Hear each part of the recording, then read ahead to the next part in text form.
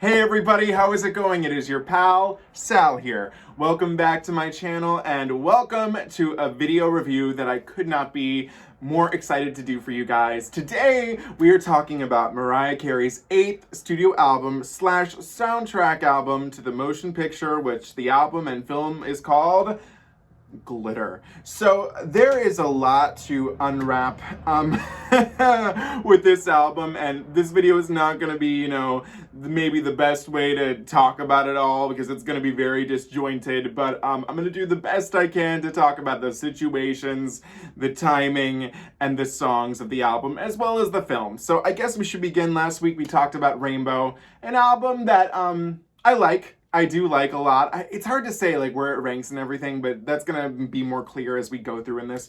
But so basically, Mariah does Rainbow, leaves Columbia Records, signs an amazing deal with Virgin Records, coincidentally the same label that had Miss Paula Abdul on it. I don't know if Paula was still on, technically, I don't think she was on the label at the time, but Paula was on Virgin at one point, so there's that. And basically starts developing the film for which she had been working on basically even since the Rainbow era, and that film was at the time titled All That Glitters, later shortened to Glitter.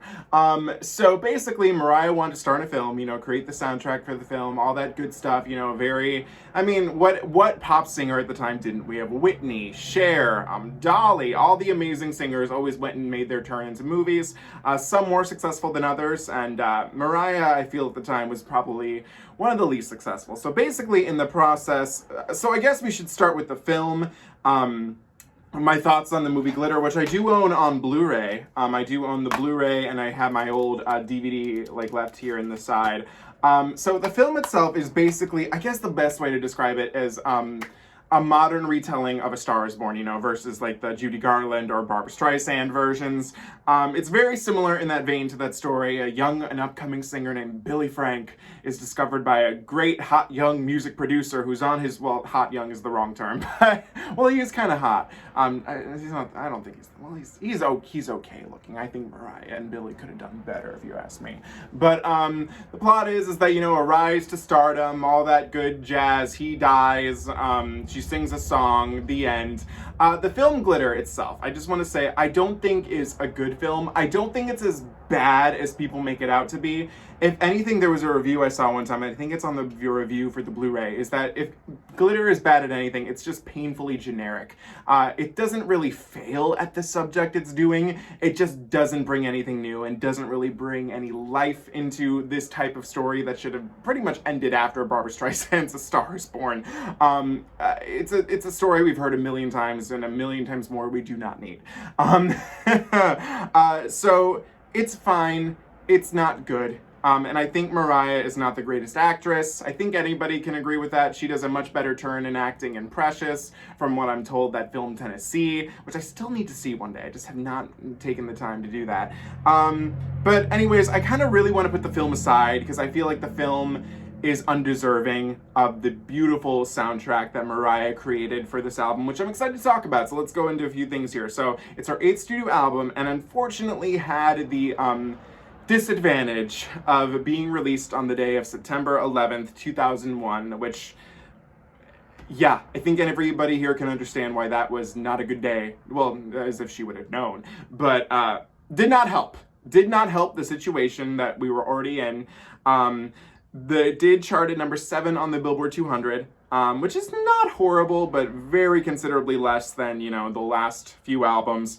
There were a total of 4 singles. The first single, Loverboy, which was a hit. Let's not get this twisted. Loverboy hit number 2 on the Hot 100. It was so close to being a number 1 hit single, which is amazing to me that it's not as remembered as it was.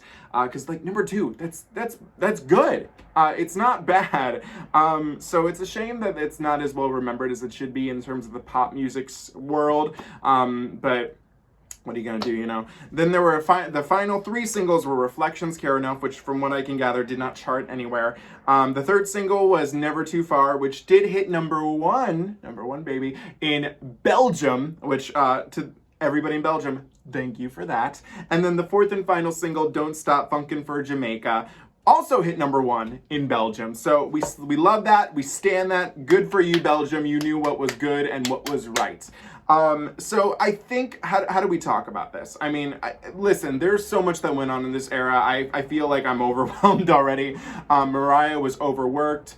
Underpaid, if we're being honest. I don't even know if that's true, but I bet she was, because she's worth all the money she's worth. It was not a good time. It was a crazy time. If I feel disjointed right now, imagine how Mariah felt. Basically, as we've all described, Glitter was a big bomb at the box office, the film, which if we're gonna look here, Glitter cost about $22 million to make, and it made $5.3 million at the box office. Not a hit. The soundtrack, while again, we did get a #2 hit single, it was not as successful as it should have been. There was something here, where was it? I had it noted. Basically, the soundtrack of the film achieved moderate commercial success, and it went on to sell over 2 million copies, and there's this famous quote that Mariah's like, I'm sorry if Glitter only sold 2 million. Most people don't do that in their lifetime, so we stand that. But considerably less than Mariah's previous releases. So we know, but I am here to tell you guys right now, I love this album. This is an album that I feel out of everything we've talked about so far is technically my favorite of all of them. Whereas if I don't really stan the movie, oh boy, do I stan this soundtrack. And it's been really funny listening to it the past week, especially after listening to Rainbow and seeing how at the time, Rainbow was supposed to be the Glitter era originally, but then that didn't pan out. How much this album mirrors Rainbow in a sense, but how much I enjoy it so much more. I think it works so much more better. That's not even the right way to say it, but it works so much better as an album to me. I feel like every song is a hit. Even the ones that I'm not as into, I'm like, you know what? I still like you. So I think it's important that we go through and talk about each song, talk about how I feel, and then once we do this, wrap it up, talk about the justice for Glitter, and we'll hear about that in a second. So anyways, we're gonna start with track #1 on the album of the Glitter soundtrack, darling. And fun fact, I used to own a promo-only copy, or like a promotional copy, which the case got destroyed, but I did manage to salvage the CD. And then here's like the CD that this one came with. But it says license for promotional use, not a sale.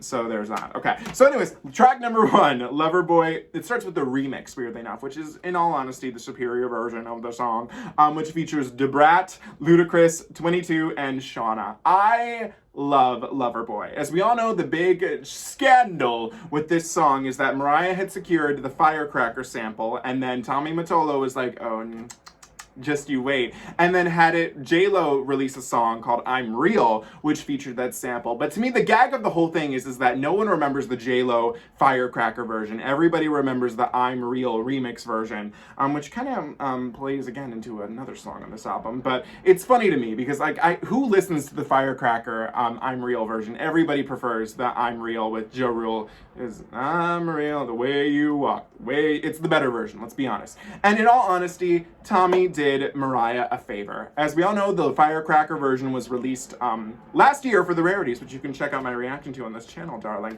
And I've tried so hard. I want to say that I like it better, but it just does not work for me. For me, the sample is too upfront in the mix. Mariah's vocals are said to sound healthier in it, and which I guess that could be true, but I don't know. Something's off about that version. It wasn't meant to be. It just was not meant to be the version that was released. And you know what? That's okay, because at the end of the day, she settled on a sample of Candy, which is, I think it's by Cameo, which is funny, because it's about a few weeks ago, this song Candy actually came on the radio, and my mom was jamming to it, and I was like, oh, this is that song that Loverboy samples. But I need her, I love her. It's so good. It's so sexual. I made a comment one time, it was during, when I listened to the Firecracker version, that this was at the time really truly one of Mariah's most sexually explicit songs, and someone was like, you're forgetting about Honey. And to me, Honey is so dipped in metaphors that you can listen to it and maybe not pick that up right away, okay? With this one, oh, you know damn well she wants a man, she wants the dick, and she's gonna get it no matter what. It's iconic. I mean, there's so much happening, you're overwhelmed by it, it makes you feel like a hoe, and you know what, when a good song can make, and that's not the first time on this album that happens, I'm just saying that right here.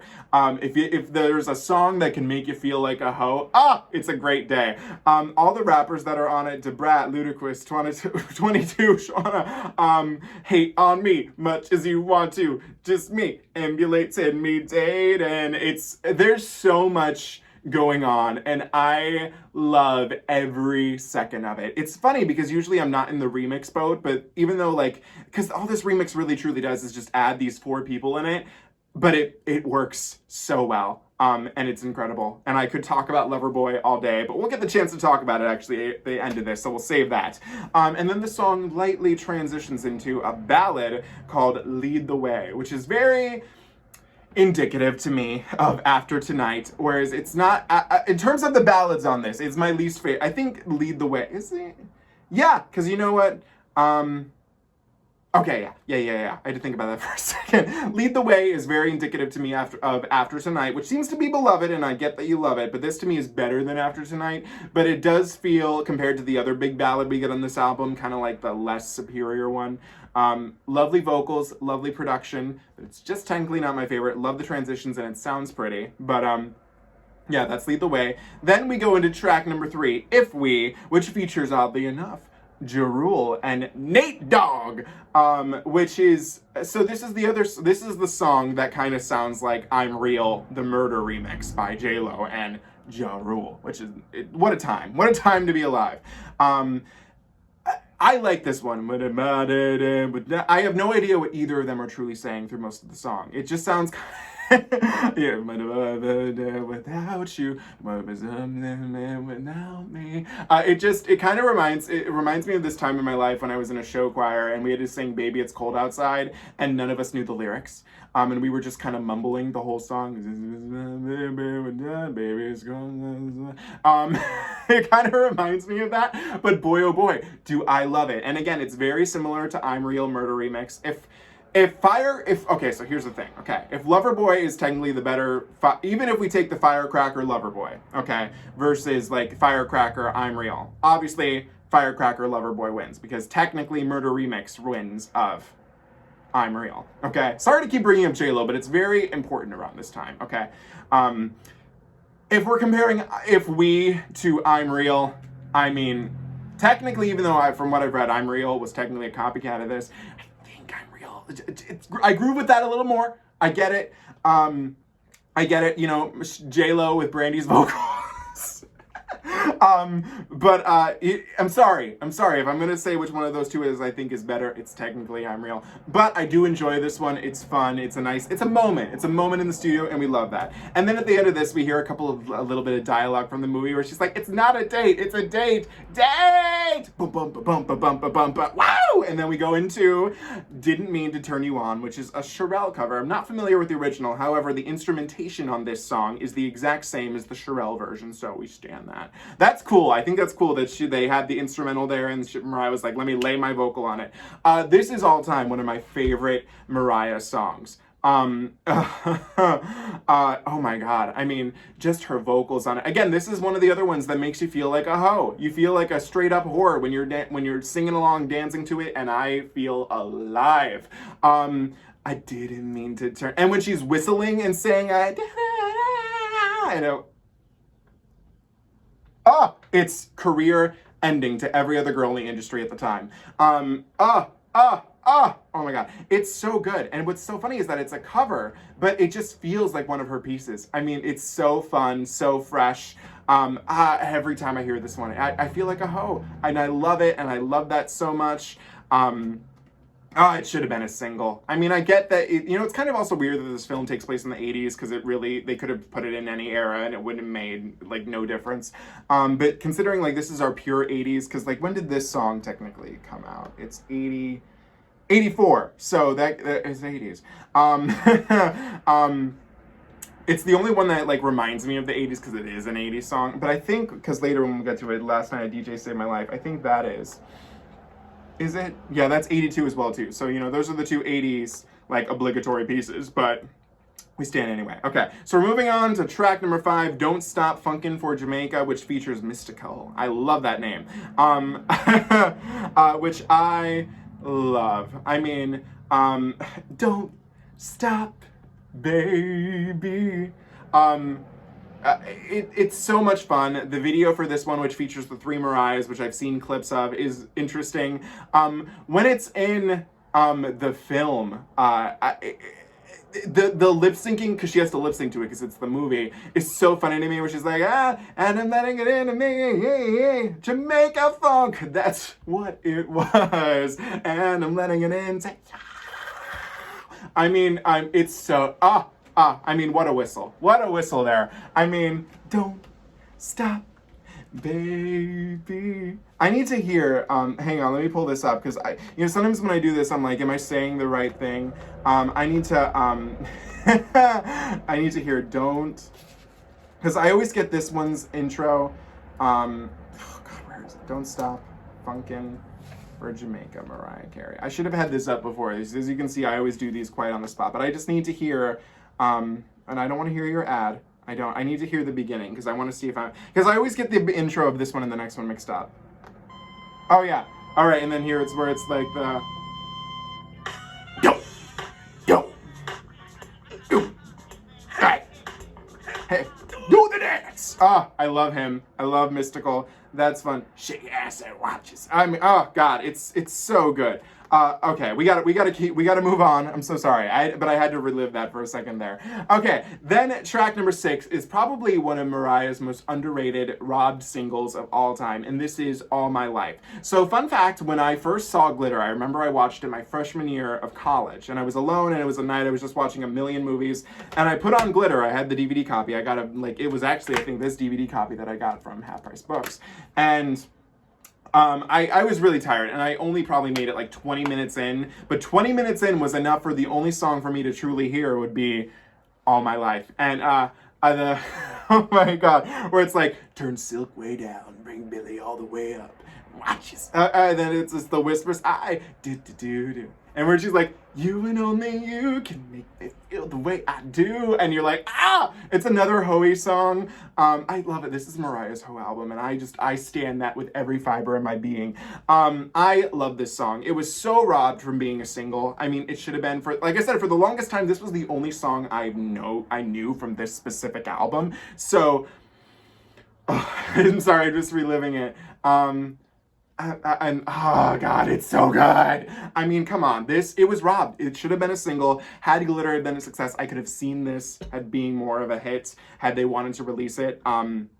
Deserves so much more. So robbed in the Mariah Carey discography. All My Life, I'm saying it right here.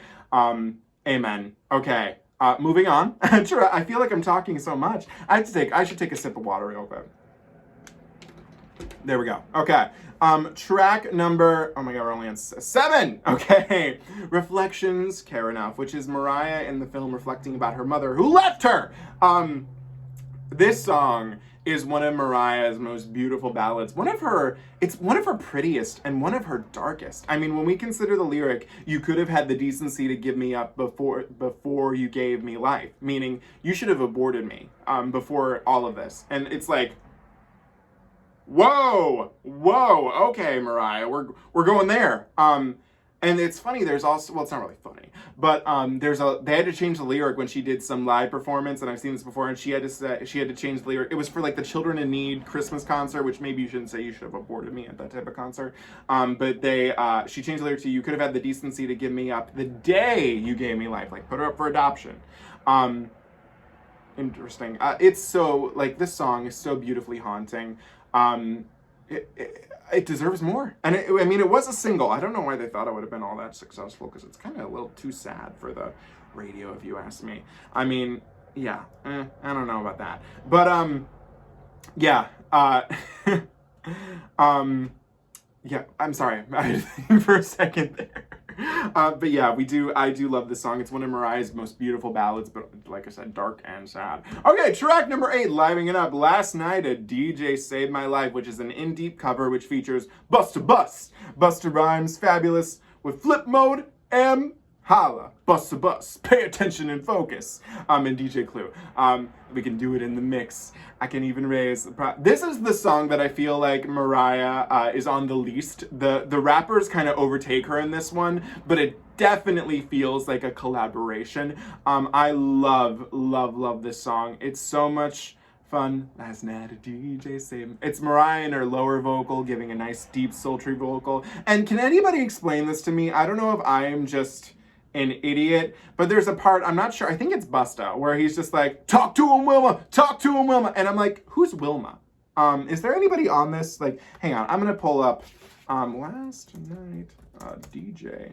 Because I thought I could look this up before, and I'll just do it right now. But if any Mariah fans can describe to me, unless he's not saying Wilma, but I'm like, who's Wilma? Let me try that. Control F, talk to him. No, he's saying Wilma. Talk to him, Wilma. Who's Wilma? Can someone explain that to me? Is that an alternate thing for Miss MC? I don't know. Not only is she the elusive Chanteuse and Mimi, she's also Wilma. Wilma. I love that name. Okay. But I love this one. It's so much fun. Oh my God, this video is already at 20 minutes, but I'm having so much fun talking about this album. So that's that. Okay, we're gonna move on. That's an iconic piece. I love it. Okay, track number 9 was actually a very much a blessing for me to get back into my life this week. It is Want You featuring Eric, and I believe it would be Benét with the accent, or Benét, but probably Benét. Is he French? Where's he from? Eric? Who does he look like? Okay.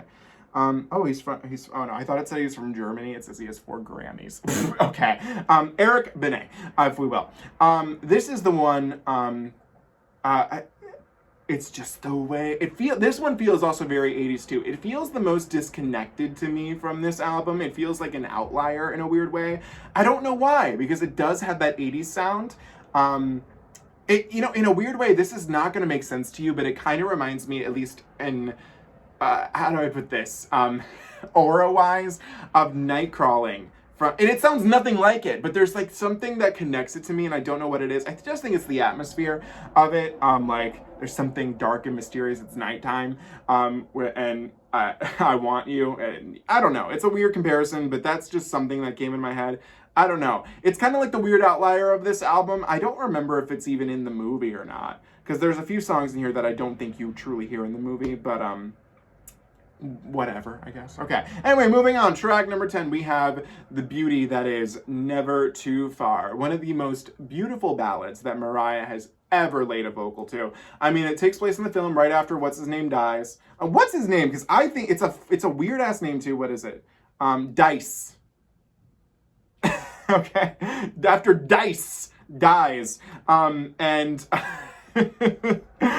Mariah has to sing at Madison Square Garden, which, funny enough, is to me not as important as people make it out to be, because I have learned that the United Center here in Chicago is bigger than that Madison Square Garden. So that doesn't mean he was like, you're gonna play Madison Square Garden, and I'm like, that's not even the biggest. Maybe in the 80s it was, but and when the film takes place, but not the biggest venue. Just saying. Never Too Far is just such a beautiful ballad. Every time I hear it, I'm like, yes. There's also a mashup with Hero that came out at the time, which I do own the Japanese pressing of Greatest Hits, which has that on there.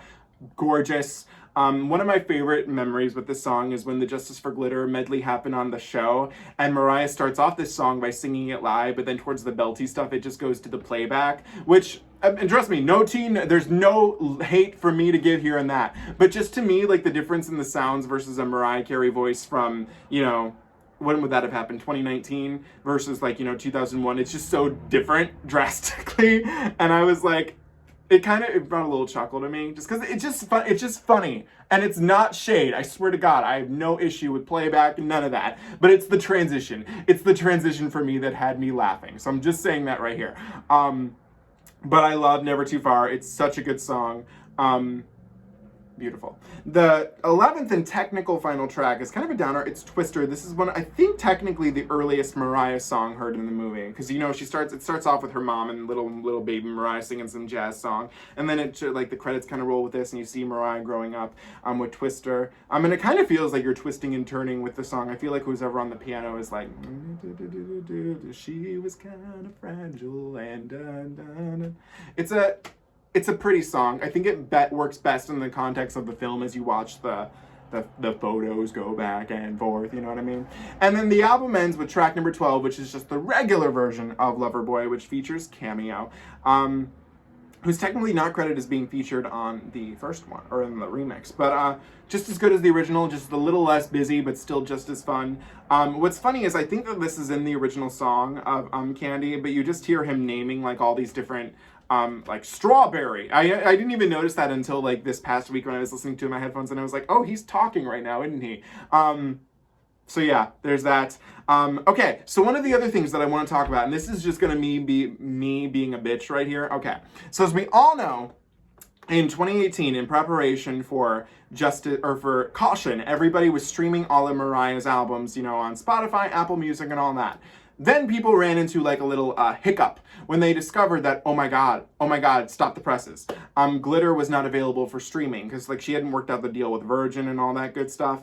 And people were forced, oh my god, darling, that they had to buy the, and listen, I'm glad that, you know, I'm glad it hit number one. I'm glad that this happened, but there's just a little qualm I want or like a little snag I want to just talk about. People, so they had to buy the album on iTunes. God forbid you had to buy an album. But basically, people were acting like this album was under lock and key because it was not on streaming. Because it's not on streaming, you can't listen to it. Oh my god, what are we ever going to do if it's not on streaming? It doesn't exist at that stage of the game. When all you had to do was buy the damn album from iTunes, go to a thrift store, go on eBay, buy Glitter for maybe $3, and import the damn album onto your phone. Listen, this is just what I hate about today's society, is that if it's not on streaming, everybody acts like it's under lock and key. Like, especially with Aaliyah's new albums getting released, people were acting like there was no way to listen to them for 20-something years because they weren't on streaming. Like, there's no way at all. God forbid you go and buy a CD and import it to your computer. That's what I hate about society today and how streaming has become the norm. People have become, what's the word? So dependent on it. Like, they don't know what to do. And it was so funny when that was all going down, I was like, y'all just didn't buy the damn, I've been listening to this forever on my phone. So that's my one little thing. Happy it hit number one on iTunes though. That part I'm cool. I'm happy people had to buy it. But it was not under lock and key. And then the day it finally got released on streaming, because Mariah bought the rights and all that good stuff, which she deserves, people were like, we can finally listen to Glitter because we've never been able to listen to it for 20-something. And it's like, no, fuck off. I can't deal with that shit. I don't know why. Should that annoy like a regular human being? No. But does it annoy me? Yes. So, I don't know. That's all I can say there. So before I give you my final thoughts on this album, I want to just share for you. I posted it on my Instagram and I was a little late to doing this. So let me reload it real quick and see if anybody asked. But I asked everybody on Instagram, I'm like, what did you think of this album? So let's load it up real quick. Let's see if we got any new... Oh, wait, I think wait, no, not that one. That's for Shakira's album, which I have to film tomorrow. Come on. Okay, so oh, good. We got 3. Some person just left it blank. I don't know why they did that. Okay, so first up was, actually I want to read this one first. Frenemy Sound said, adore. Then Robbie_James_ said, love the 80s production, ahead of its time, TBH. And then Michael81 says, afraid to say, but it's her best. And you know what? That is a good segue into what we're going to say here. So out of all 8 albums we've talked about so far, you know, minus Merry Christmas, and not including Rarities and E = MC², which I already have videos for, out of everything we've talked about so far, this is my favorite of the albums. I love how everything transitions into one another. I think it's the best way, because the interludes on the other albums are either remixes or stuff like that, and these just feel more organic in terms of how they mix into the next song. There's some fun lyrics. What this album manages to do, it manages to be very fun, but still sneak in some heart-stringing ballads. I mean, especially with Never Too Far, and like I said, I'm not crazy over Lead the Way and Twister, but they work, and they're good. I think it's one of her, it has great collaborations. Let's talk about how many people are on here. Brat, Ludacris, 22, Shawnna, Rule, Nate Dogg, Mystikal, Busta Rhymes, Fabolous, DJ Clue, Eric Benét, and Cameo. We have 12 other artists featured on here, and yet somehow it still manages to feel like it's Mariah's album and not like a collaboration album. It works so well. I mean, listen, and like I said, the film is not that good, but the soundtrack is just gorgeous, adorable. Like I said, it manages to give me everything I want. A sad song, a sexy song, a ho song, an okay song, a fun song. I mean, there's just so much on here that there is to decipher. And you know, it's really funny because a lot of people mention the 80s sound is ahead of its time because, you know, the 80s are back in, you know what I mean? I don't know if I listen to this album and I necessarily think full 80s. I definitely hear the influences, but I'm definitely in that boat that Glitters to me sounds a little more modern than versus 80s, but there's like elements, and I appreciate that, especially with the two songs that are literally 80s covers. This is an album that deserves so much more love, so much more respect. I mean, listen, I can let the film go. Let the film, not good, bad reviews, I get it. But people should have at least stepped up to the plate and been like, you know what, the album is good. The album is great. I love it. Listen, like I said, out of everything we've listened to in terms of the first 8 albums, it's my favorite. And you know, it's a damn shame that it didn't do well. And also, this is to Virgin Records for signing Mariah Carey and then saying, you know what, actually, we made a mistake. We're going to pay you out of your contract and let her go. I mean, whoever was running that company at the time, idiot. I don't understand how you have Mariah Carey on your team or on your payroll, and then you're like, actually, you know what? No, we don't need you. Well, you know what? She didn't need you either, so you can fuck off, Virgin. Just saying that right here. They should be disgusted with the choices that they made, especially with how poorly they promoted this album.